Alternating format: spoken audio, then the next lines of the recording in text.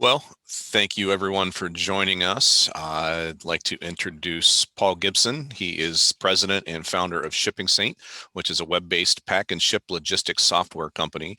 With a background in accounting, business management, and organizational efficiency consultation, Gibson founded Shipping Saint in 2018 to meet the needs of the burgeoning online auction industry. Tailored specifically for online auction houses, Shipping Saint combines order processing, inventory management, customer communication, shipping logistics, shipping label creation, and insurance coverage to streamline the post-auction packing and shipping experience for users. In his free time, he enjoys hiking, camping, Christian service, working on odd projects, and spending time with family and friends. And he has his wife, Sarah, two children, Shad and Joanna, and a dog, Olive. So I'm proud to present Paul, who is very familiar with talking to me lately. So. Hey, well, thank you so much. My brother wrote that up, so normally I'm not that exciting. He tries to make me sound exciting. Um, I'll give a little bit about my background. I actually worked at a CPA firm doing auditing. So I'm actually one of those people that are normally in a closet, filing cabinet, looking through receipts. Now, it was governmental auditing, so it wasn't businesses, so don't freak out. But anyway, that's kind of my background, and I'm kind of an efficiency expert. So I got called into a pack and ship store that was packing and shipping for area auction houses. And I love small businesses. I love efficiency. And so I kind of dug in, and we're about 3.5, 4 years later. We're doing Shipping Saint. We've shipped out to 55 different nations through our software. Uh, right now, we're a growing company. We just really started marketing about a year ago, and we ship out about $2 million a year of carrier charges, let alone the purchasing what's being shipped out. So anyway, so we're becoming a major player. UPS has taken notice of us. I can pick up the phone, talk with them. UPS Capital, our insurance provider. I've talked to their executive board. So even though I'm in my garage right now and not in my closet, we still have that purchasing power from pulling everyone together. So I'm just going to share a little bit about kind of packing and shipping and some things that I know about efficiency and when it comes to making packing and shipping profitable for auction houses. It's kind of a good marriage between packing and shipping and the auction house. And it's always been kind of split up before. Normally, auction houses like using third-party shippers, and then of course the cost of that's become higher as minimum wage increases and liability increases, and just the time it takes to transfer items over with. So I always encourage people to do in-house packing and shipping. So some of the things we're going to be talking about is why pack and ship. We're going to go over some of the pros, but also some of the cons. And you guys can chime in with the cons or what you guys don't like about packing and shipping, because I know we all have them. And I'm trying to promote and encourage something that is not fun to do, but it's become a necessary evil. We'll also talk about some of the basics of how to get started. Mainly, we're going to be talking about box sizes, some key tools, and some standardizing processes when it comes to packing and shipping. And while going through that you'll be able to see how it's going to be making it profitable and more efficient, where you can actually probably pack and ship for about the same amount of time, maybe a little bit more than what it would take you to actually have pickups or using third parties. And so you can use that profit to increase your business and to grow it. All right, so let me go ahead and try to share my screen here. 1 second here, slideshow. Oh, it's already on. Share screen. All right. All right, and so as we're going through these, after each slide or whatever, you'll be able to ask some questions. We'll have an opportunity to kind of discuss. You can comment or you can ask some questions, and obviously at the end we'll have time to talk about things as well. It's hard to talk about packing and shipping because it's so broad. We have international, we have freight that we'll be rolling out here shortly, and all those different aspects. So we're just going to kind of hit the surface of it, and I'm assuming a lot of you here might be doing a little bit, or maybe you're not, but you're thinking about getting into it, or you're doing it and it's not profitable, so you want to know what changes you need to make. All right, so let's go here. How do I, hold on. Maybe hit enter. Let me try this one more time. I think my camera froze. try it one more time here. Is it not advancing? It's not advancing. All right, let's try it now. It's still not advancing. You can use the arrow buttons on your keyboard. If you can use the right and left, try those. Oh, There you go. so it's kind of scary, me being a tech person and all. All right. So one of the pros, these are kind of the pros, why pack and ship in-house. A lot of it is the buyers kind of want it and they kind of demand it. It's been kind of interesting, like I said, we just kind of started Shipping Saint and we just kind of started launching here officially kind of about a year ago, maybe a year and a half ago. But I've actually, in 1 week, I got a phone call from 5 buyers. They actually called me and said, "Hey, Paul, X auction house uses your software and we really like it. And we're looking at buying some stuff down in Texas, this auction house, but they don't do in-house shipping.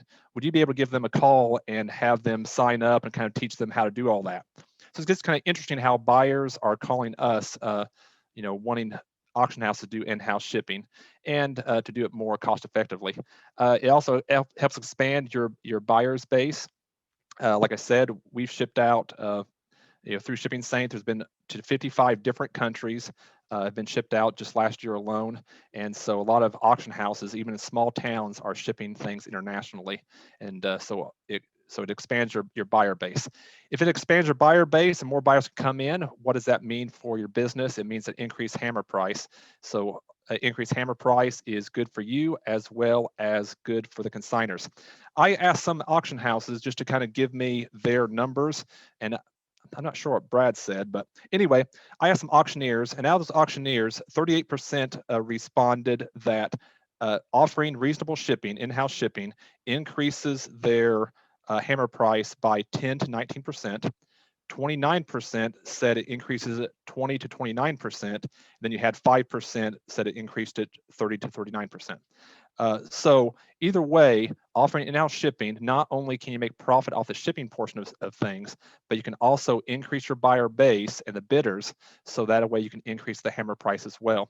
And I know it doesn't seem like much, but if the average auction house, has a 10,000 sale auction, if they could increase it by 20%, that'd be $12,000 auction.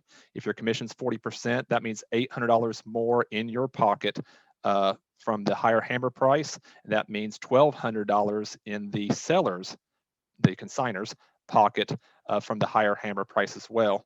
And so if you do 10 of those a year, that's just an extra $8,000 free and clear profit just off the increased hammer price, as well as the happiness from the consigner of getting a higher price as well. So there's more benefits than just making money off the pack and shipping. It also helps the auction business as well by increasing your bidder market. All right, and profitability and efficiency, transferring of items. It's been kind of interesting is whenever you have pickup, obviously during the pickup process, you are not you're not getting paid for having your workers there to help them for pickups and everything else. We have some of our users in a small town. They started out having, if you want your items shipped, please let us know and we'll ship the items to you.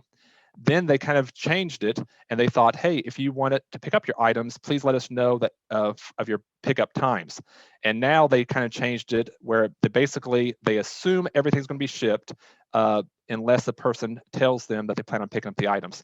And they discovered that, why are they paying people, 10, 12 bucks an hour to stand around on a Saturday to wait for people to show up when they can be using that time to pull the items and pack the items and get them sent out and getting paid for that time. And they also found out that they had people from, Springfield that they were driving, they didn't want to drive 30 minutes on a Saturday or a Friday to come pick up and 30 minutes back. They would rather spend the $20 or $30 to have the items shipped to them. So they decided to transition their whole business model for anything that is shippable.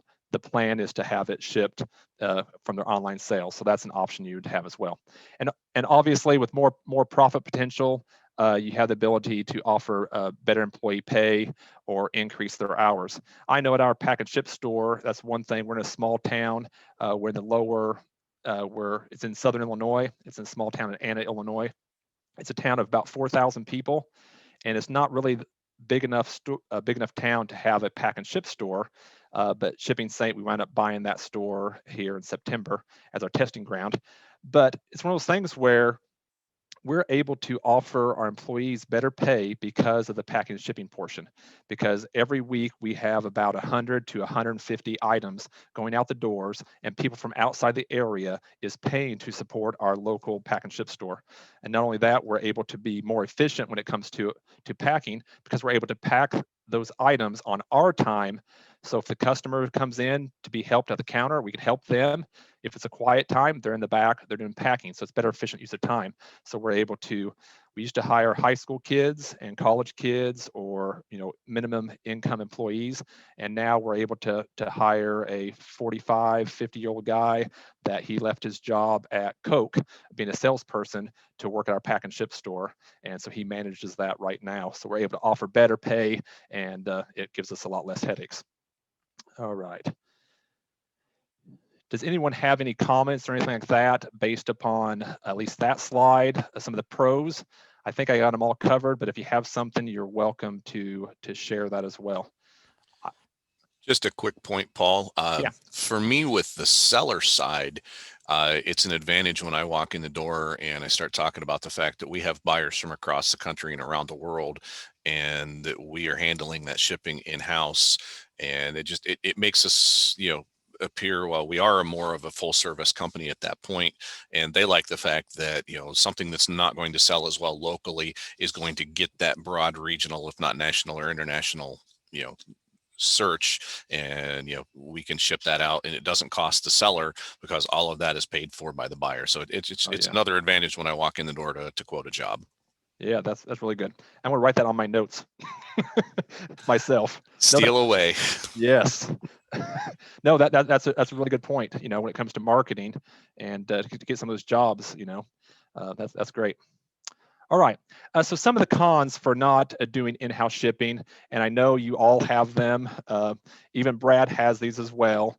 The biggest one is the lack of knowledge, and that's the biggest one. So all of a sudden, Paul, I'm in the auction business. I'm there to do the sale. I'm there to sell the items, to photograph the items, to catalog the items. I am not a pack and ship store. I don't want to mess with that.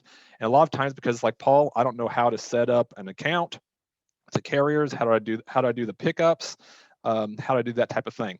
Another thing is the time away from my core business. So obviously they say, a servant cannot serve two masters.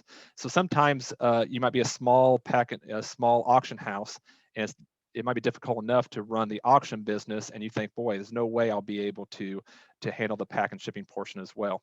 Or maybe you say you don't have room for it, or maybe if you're shipping across the country or across the world, obviously there's a lot of fraud out there. The good news is within Shipping Saint that I know of, those that got flagged as potential risk was about 1 out of 1,000. And then those that were actually chargebacks was 1 out of 3,000.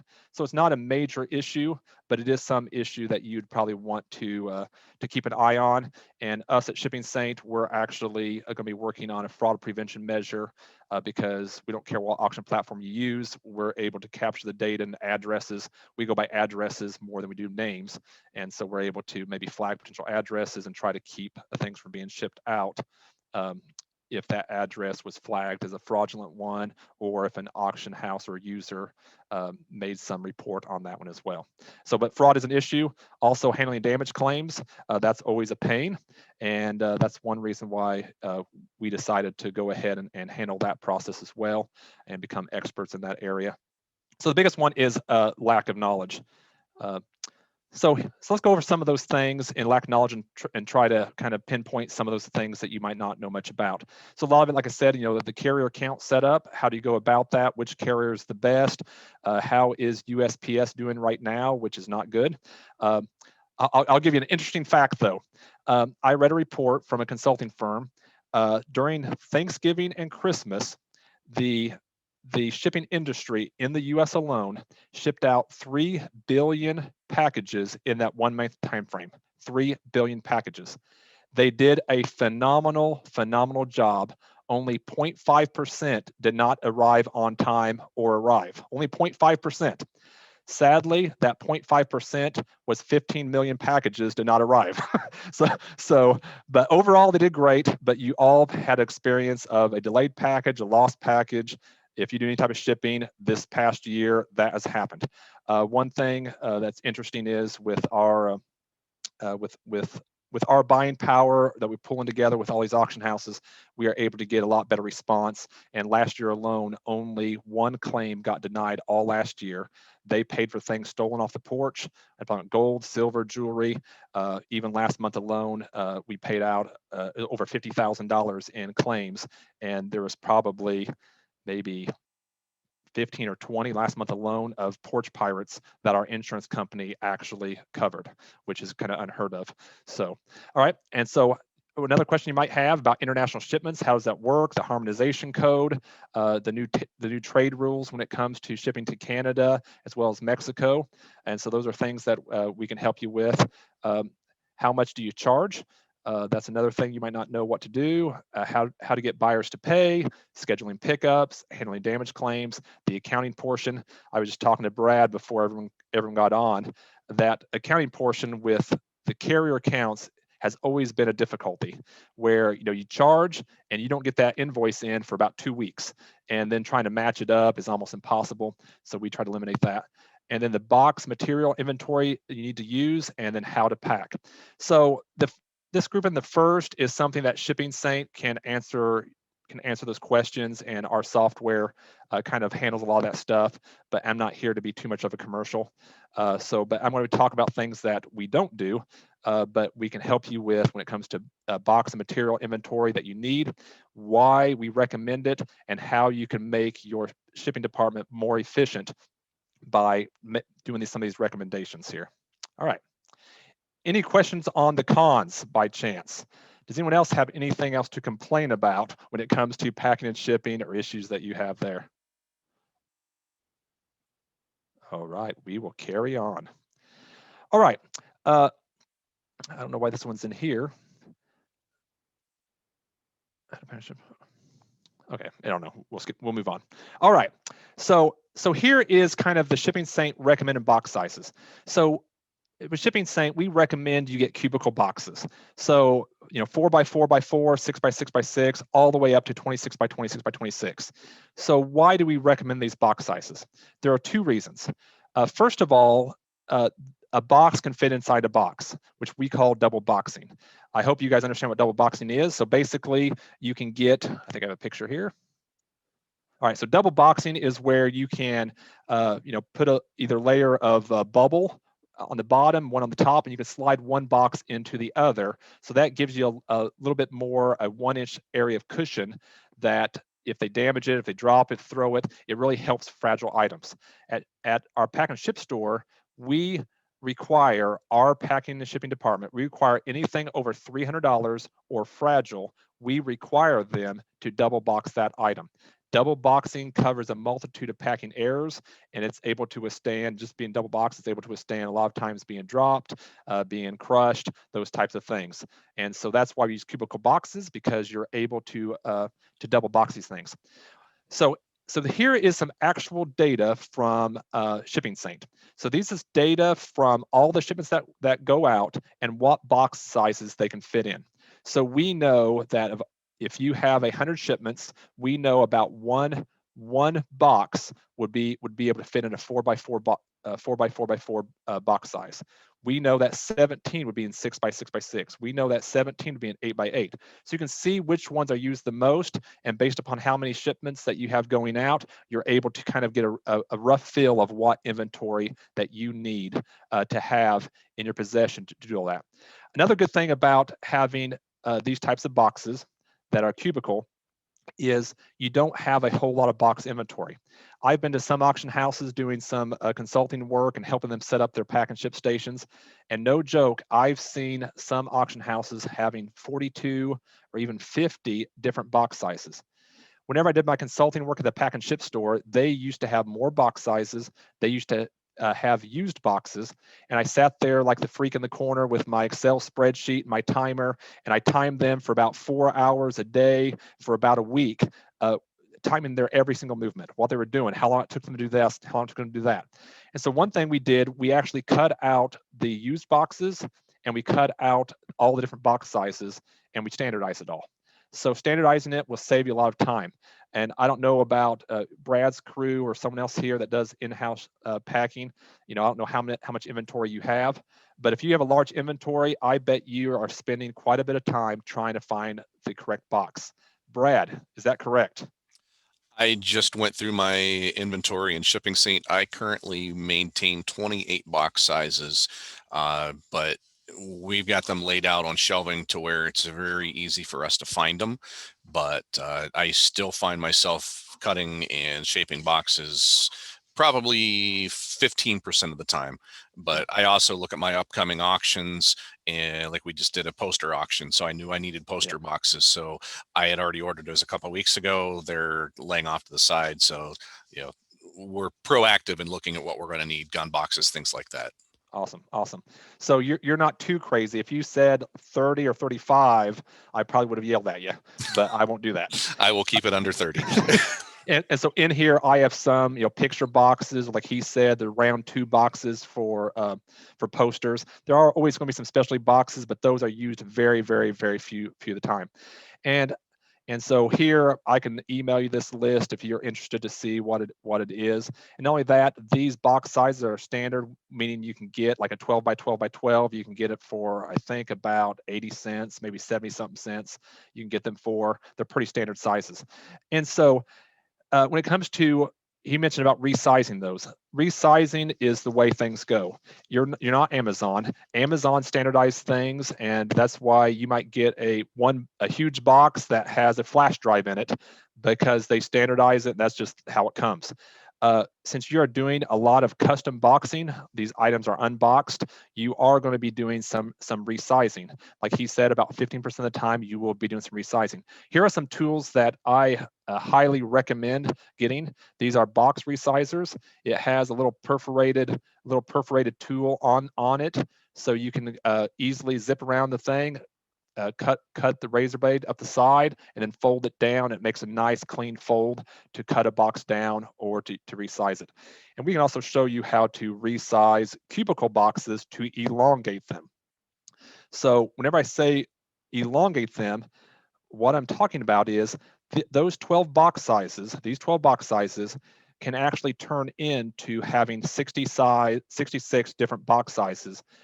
And it will take you literally about maybe 2 to 3 minutes to cut down the side and elongate them to make them into another box. What's so nice about using cubicle box sizes, any of these elongated boxes you make, you can grab the next size bigger and you can double box it. So it just makes it real simple for your packers to learn if it will fit in a 10 by 10 box. If you can elongate it, make it 8 by 12, make it 6 by 14. All right, now it's expensive, it's valuable, it's fragile. Go ahead and get the next size over and make it an 8 by 16. Now double box it. So that's another benefit of using cubicle boxes. It also, you're able to do what we call caps. Caps is whenever you have like a 4 by 4 by 4 and you put a 4 by 4 on top of it and you slide it down and you kind of tape around the center of it so you can make it into a elongated box as well. So anyway, so 12 different box sizes can get you a minimum of 66 different box sizes just out of those 12.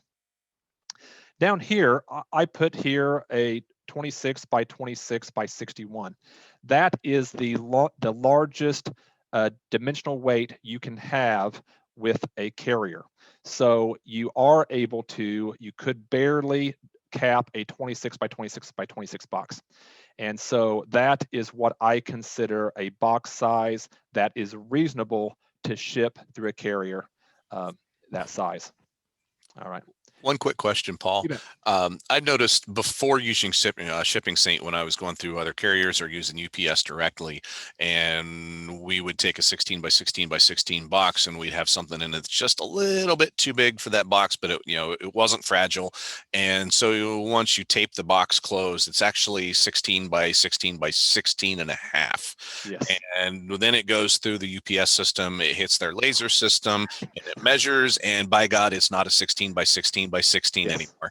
Do you guys get hit with that? Does that come back to us? It comes back to you. Okay. So whenever you enter in a 16 by 16 box, most of the box sizes, unless it happens to be those, they're designed to fit in another box. Most of them are inside dimensions is 16 by 16. So normally you have to put 16 and a half by 16 and a half and quote it out like that. Yeah, because some of that bulging, they'll hit you. And UPS, I talked to a lot of their higher ups, and UPS right before COVID hit, they actually did a multi-billion-dollar upgrade.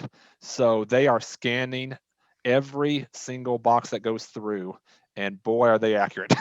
Yes. So it's one of those things where you're better off go ahead and making that half an inch bigger. So that way, in the smaller size, it doesn't make that much of a difference, but in a larger size, it would make a big difference, and a lot of it's because of dimensional weight, which we can talk about that as well. Anything else? Does anyone else have any questions about this at all? And like I said, you guys are definitely welcome to ask me anything, anytime. So here is the maximum box sizes or weight. So with the carriers on regular parcel, you're able to have up to 150 pounds. The longest side can be 108 inches, the longest size, and up to 165 inches in length and girth combined. And I know what you're all thinking, what in the world is this length and girth combined? So here's what it comes down to is, so notice how in my thing here, I had it, whenever you cap them, every single time you cap it, it goes up 5 more inches, each box size.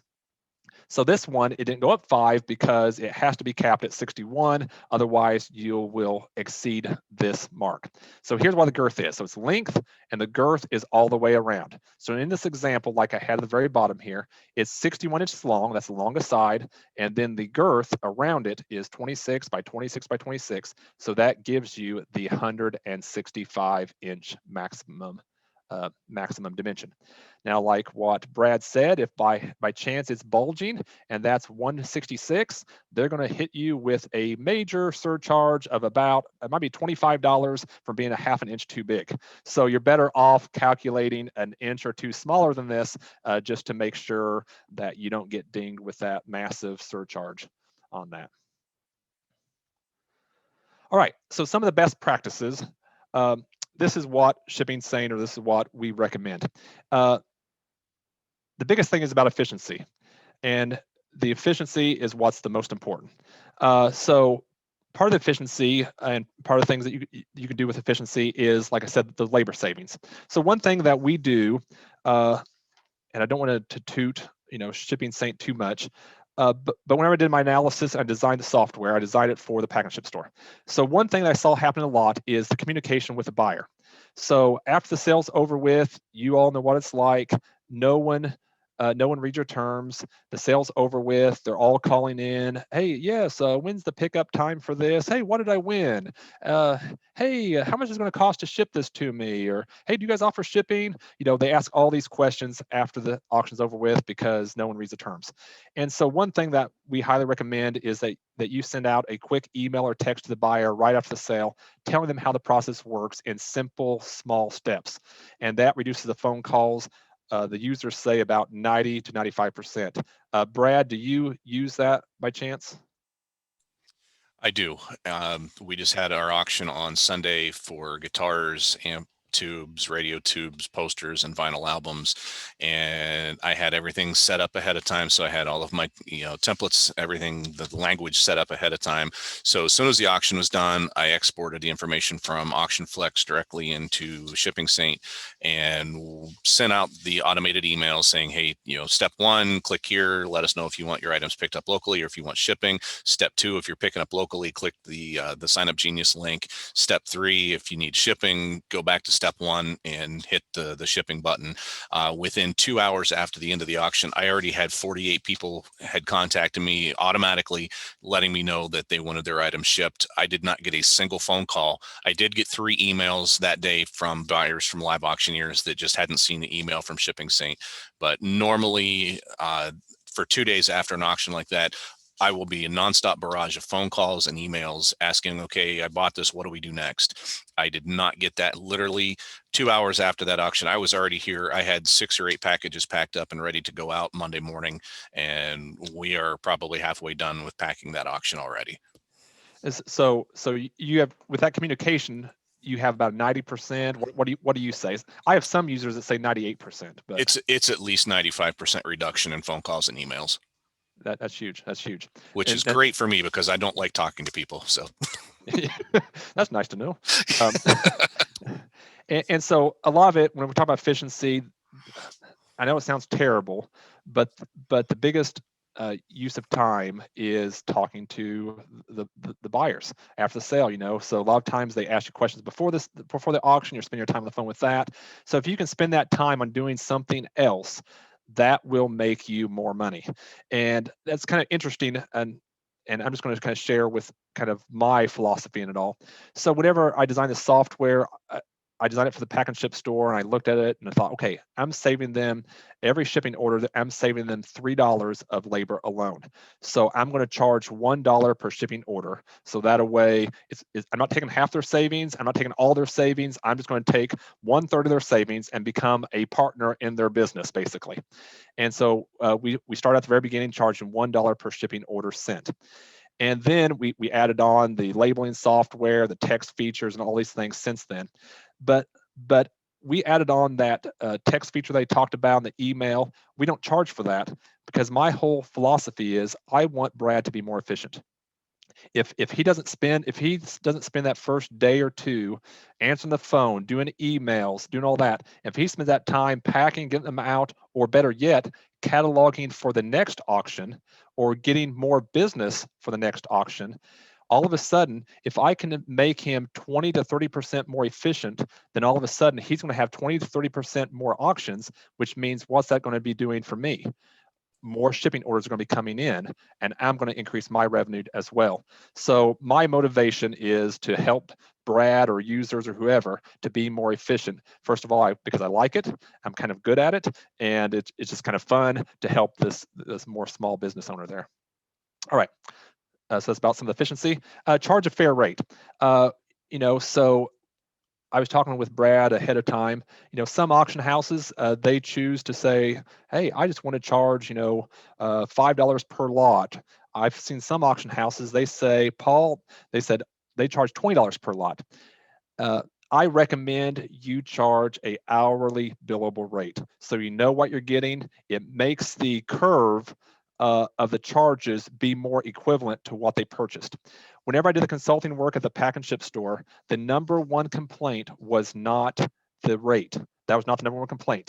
The number one complaint was lack of consistency. So what they were doing is they would have the high school kids come to Pack after school, and they told them, now remember, this box cost us 85 cents, so charge $1.25 for it. Hey, be sure that you're getting the timer and you're charging $1 per minute. Do this, do this. And you know how it is, they're not doing it. And so all of a sudden, they do a dish set, it gets sent out, it costs $35. The buyer buys it, they're happy, like, boy, that was cheap to have that shipped to me. That was too cheap.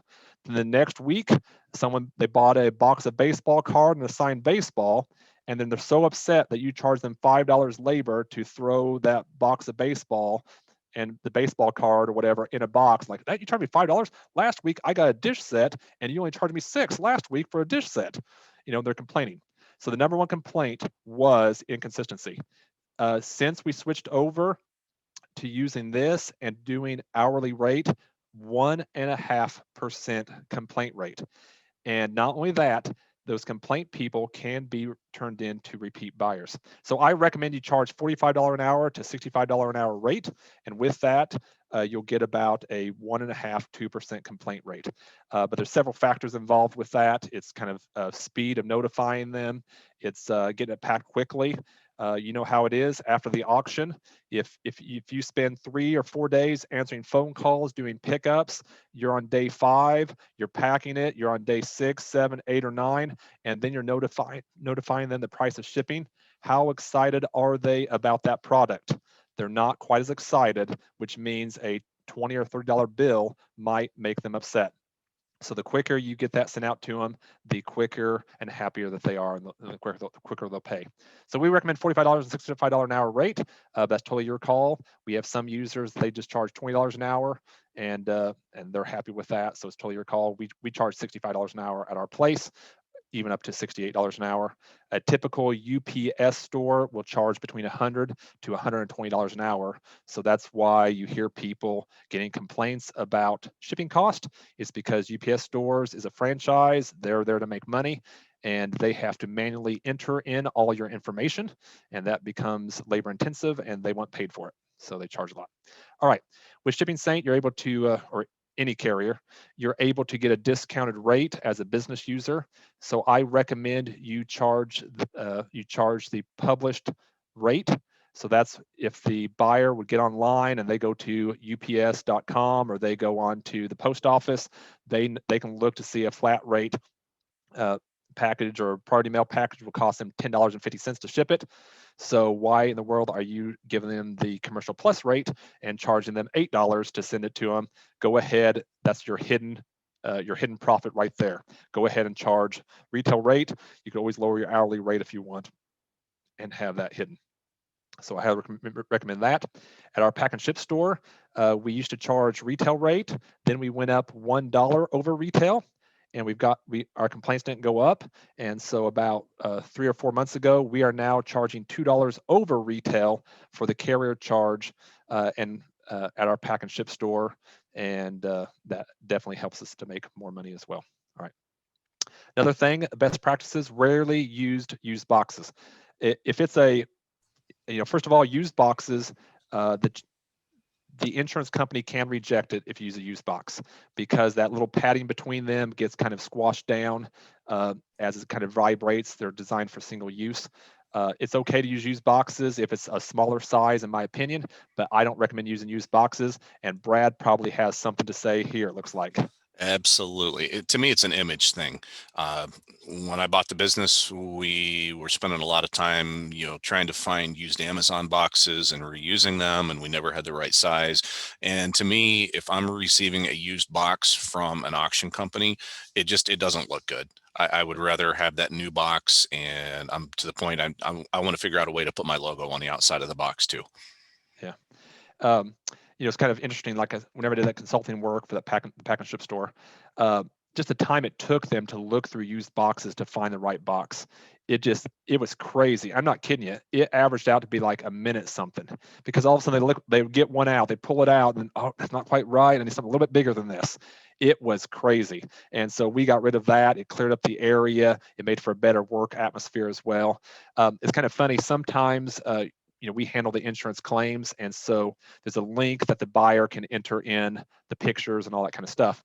And so a lot of times we get that back into our claim center, and then we'll have to take out the picture that shows Del Monte peaches. We'll have to remove that box picture, that's why we always ask for, can you give us 4 different pictures of the outside of the box? We do that because we might have to delete 3 of them, so at least we have 1, type of thing. So, it's always better to use new boxes. And honestly, we can help you to tell you where a supplier is, the cheapest that I found for new boxes. And not only that, as of December, we're actually a registered box distributor. And so here pretty soon you'll be able to order boxes directly through us. And it'll probably be anywhere between 5 to 10% less than anywhere you've been able to find them. And so I'm excited about being able to pull that together as well. You have a lot more buying power whenever you're able to go to them and say, hey, we're looking to get about 30,000 boxes a month through all of our different locations. Then all of a sudden, yep, you're a distributor. Sounds good, you know. And so that's what our goal is too. And so pretty soon you'll be able to order that online or order it through our inventory control system on ShippingSync. All right. So standardizing your process, that is a big one. You know, Amazon standardizes the process. You guys do that in your business when it comes to cataloging and cleaning out a house. Standardizing things greatly increase efficiency. It helps you when you're training someone else. Like if you standardize, you know, the box sizes you're going to be using, standardize that, standardize how you want things to be packed, let them know, hey, if it's fragile, if it's this, if it's that, here's how I want it packed. Standardize things as much as possible would help save you a lot of headaches in the long run and make sure things are done right and have the image that you want to your buyers at the end results. Whoa. What just happened here? Hold on.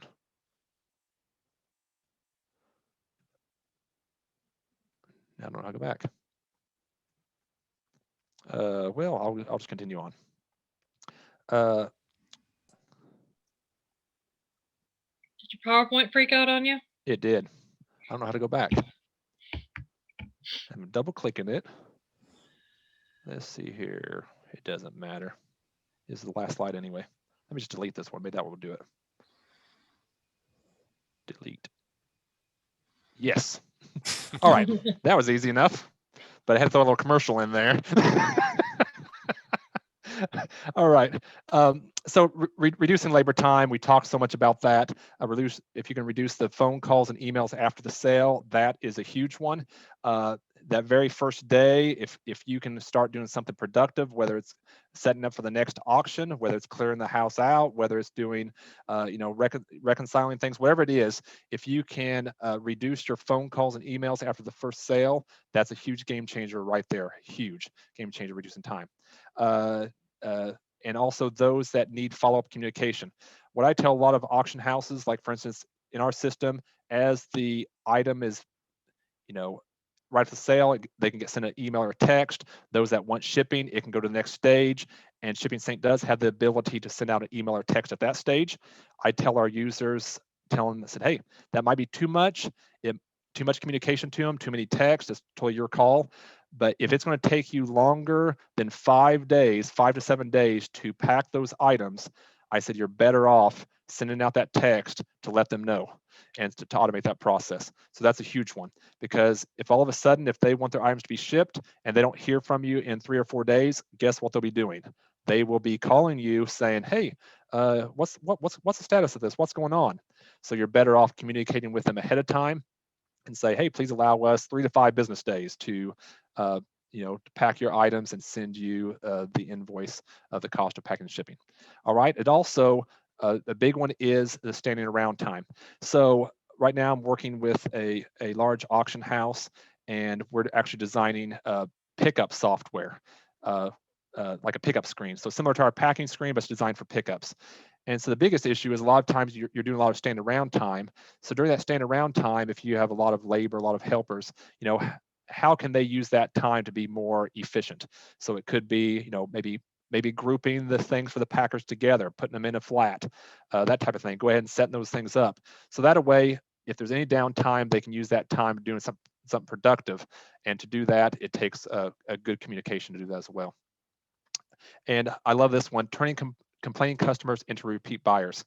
So what's interesting is, and I don't know if Brad's had this as well, but I always tell auction houses, I said, hey, a lot of times if someone calls and complaints aren't necessarily bad.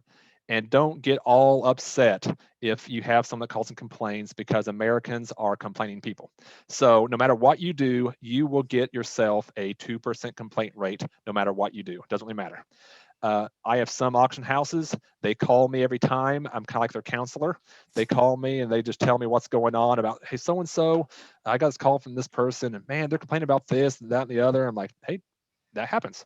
I said, you're letting this one person consume all your time. Don't waste your time. Just tell them what it is, or else just, if you want to, it's your call. If you want to, give them a $5 credit and move on. You don't let them consume your time. You have 98 of the people that aren't complaining. Focus on them. They're your good buyers, you know. But if someone does complain, sometimes there might be some complaints. Someone, you know how everyone's had those where they bought the Lonenberger basket with a big hoop handle, and you have that big hoop handle. It fits in a 20 by 20 by 20 box, and you're shipping air, and that air is costing you $40 to ship that because of what they call dimensional weight. Dimensional weight is length times width times height divided by 139. So that's the standard. With Shipping Saint, you get a better rate. A pack and ship store gets about a 194 factor. Shipping Saint, you get that or better.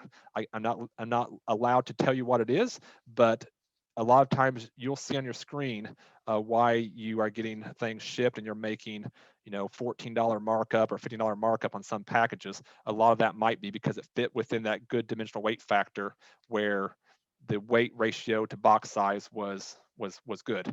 So anyway, so if a complaining customer comes in and talks about that, the best thing to do is just telling them the way it is and in a nice way, saying, "Oh man, sorry, that basket is such a large basket. We had to fit in a big box. So basically, I'm shipping you air, and so the issue is I can actually get 25 more pounds of items."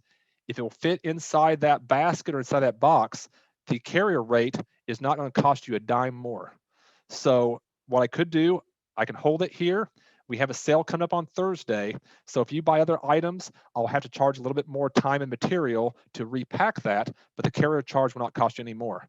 You'd be shocked at how many times that complaining buyer, they are your best runner-upper of bids. The next sale, they're looking at everything. Oh man, that little trinket, that will fit in there. Yeah, I'll bid $6 on that. Why not? And they'll do that. And so you know, not to plug Shipping Saint, but I'm going to do it again.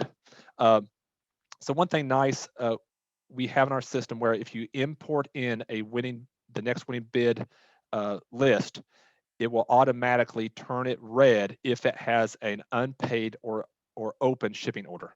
So in that case, you can say, oh, there's one in ready to pack, or there's one in processing away. I'm going to go ahead and merge that together into one shipping order to reduce the cost. Buyers greatly love that because they can become a repeat buyer. They can buy on Tuesday, they can buy on Wednesday or Thursday, and you're still able to combine those items into one shipping order to reduce their cost, or in that case, a complaining customer, to have them buy more to fit in that box. So that's just a great opportunity there. Another thing, go ahead. This weekend with our simulcast auction, we were running between HiBid and Live Auctioneers, and I had 3 different bidders that bid on both platforms and actually bought items on both platforms. And as long as Shipping Saint recognizes the name and the address, it put it all together, and I didn't have to combine it. It was automatically done. And I'll tell you, those customers were very happy because I got an email from every one of them. Hey, I bought on 2 platforms. Can you bind this? And I just said, it's already been done. It's kind of funny you say that. So whenever it goes into prepare to ship, it does not combine it there because we want to make sure they're paid for first from each platform. But when it's moved into ready to pack, that means it's been paid for, then it automatically combines. It's kind of funny you mentioned that. Whenever we designed that to do that, we had it at the pack and ship store before we owned it. And all of a sudden, we found out the customer called in, hey, I'm missing one of my items. And then I looked at it and I looked and said, it was in that list. They checked it off on the screen. And then the packer said, oh, I thought there was an error in Shipping Saint because it wasn't on the paper invoice from the auction house they gave over to us. I'm like, and since we're doing it from 5 different area auction houses, sometimes it might be from one auction house and another auction house coming to our pack and ship store where we might combine them as well. So, which is kind of interesting. But yeah. The last thing we're going to mention is give opportunities for those ship buyers to give you a review. I know a lot of times we're worried about reviews because of complaints or whatever else. I'm telling you, it will help you to increase your customer service, realizing that there might be a review on the line. But not only that, a lot of people do give positive reviews. And you want those positive reviews because those that want to give a negative review, they're going to do it whether you encourage them to do it or not. They'll give you a review. And so we did that for our pack and ship store, and they had 6 reviews over a 3-year period before Shipping Saint. They've been using Shipping Saint now for about 3 years, and all they did on the text and the email that goes out with the tracking number after it's been packed and it gets sent out, they just put the Google review link on there.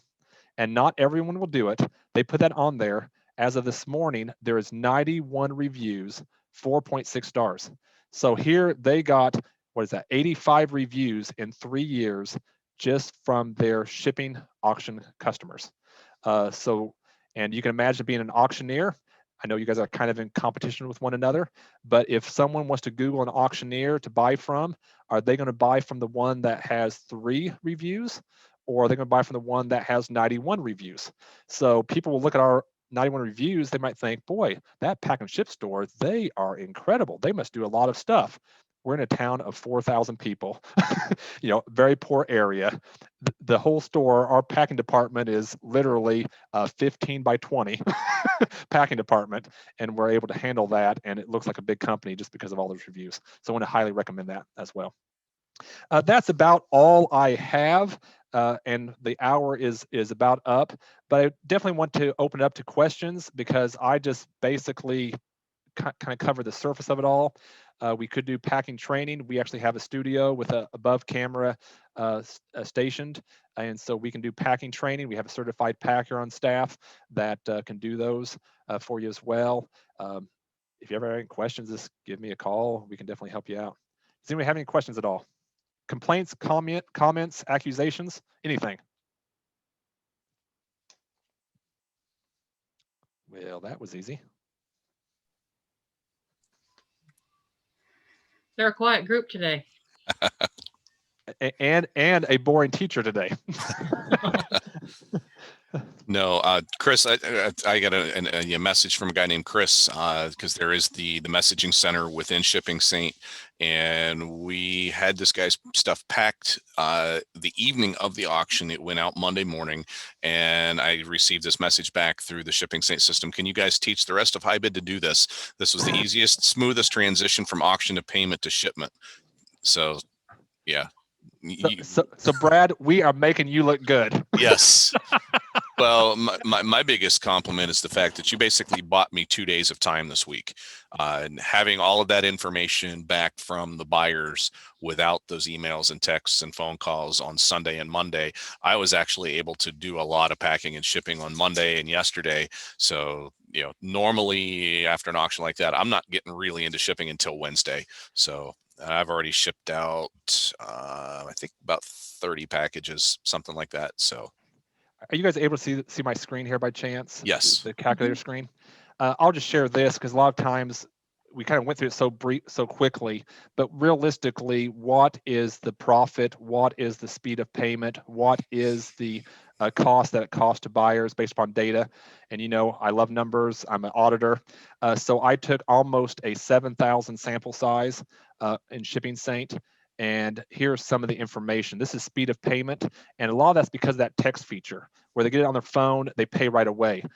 Throughout our entire system, 11% pay within 5 minutes, 16, then we had another 5% pay between 5 and 10. So what's interesting is you have half of them pay within 3 to 4 hours. And I know Brad likes to kind of go into another system and maybe enter them to hit their credit card and everything else. Normally I talk to auction houses that say, hey, if you use AuctionFlex or Proxibid and you're able to do that, that's fine. Still give the buyer the chance to do that. Have them do some of the work for you. Because by all odds, most of them, half of them, the buyers will do it themselves. You could always go back in at the end of the day or the next day and then hit the credit cards for those that did not pay that first day. So you have those options as well, just to kind of speed up the time here. Here's kind of the range of customer payments. So 92% of all payments of invoices are between $0 and $15, and it takes an average packing time of 2.2 minutes. Most of those are first class mail. They might be coins, baseball cards, jewelry, items you throw in a bubble envelope or a small pack. So you're able to see some of the averages, and the average pack time it takes is almost 6 minutes per package. So, and we've done a lot of analysis on this. A good packer can do about 40 shipping orders per day. A good packer if they're not distracted. If they have to do pulling and packing, there's obviously about 1.5 times the packing time that it takes to pack, to pull those, to put labels on them, that type of thing. But as a rough idea, if you do 50 packages, if you pay $12 an hour to your packer, which turns into be $12.96 after taxes and $2 for packing material, you'll be able to pay your labor and you'll make about $326.50 free and clear profit from those 50 packages, which turns into be about $6.53 per package, free and clear profit over labor. So there is money to be made in it, and it's one of those things where it could become a business on its own, or it can allow you to hire people that right now you think you can't afford. You can hire them by opening up a shipping department and use them partly for shipping and maybe partly for cataloging or for helping you increase sales. Another quick point for efficiency is get a dedicated label printer. That has been a huge time savings for me because I was using the half-page labels where you would print one label, you have to manually feed it back into the printer to print on the other half of the label. And now I can select 9 packages and hit the print label button, and it just buzzes out on my label printer 9 in a row. And yeah, it's huge, and it looks a lot more professional too because it looks like the same labels you get from Amazon. I didn't mention this to you, but you've probably seen it. There's now a label ID, a unique label ID, and then on the label, there's an ID printed on it as well. So that way, it's all about efficiency. Instead of putting Smith last name on the box now and setting it aside till they pay, you're able to put that unique ID and the label will print out that ID. And it's very random and a broad ID. It's pretty ingenious. So anyway, that's something that you probably will notice here today or tomorrow. Well, and the nice thing about those label printers, like the Dymo printers, are thermal. So no ink. Yep. Right, no ink, no smear, and they're so much faster than a laser or inkjet printer. Oh yeah. So. Oh yeah, the Rollo, which we recommend, the Rollo label printer. There's our commercial grade, and I'm kind of upset at Dymo because when the coronavirus hit, they raised their prices for the label printers about $80 when it hit. Really? Yes. Rollo did not, and so they're a commercial grade printer, and you can still get them for $190 to $90, and they do 1 label per second. That's pretty quick. Good to know. All right, so I guess there's no questions, but you're welcome to reach out to me. You can email me at paul@shippingsaint.com. We also have a chat box on our website as well. You can chat on there, or you can call us as well, whatever you want to do. Great. I hope this was helpful. Let Trisha know, and she can give me the heads up and maybe some improvements, because we would like to kind of share how to help auctioneers, not just in Michigan, but in other state associations as well.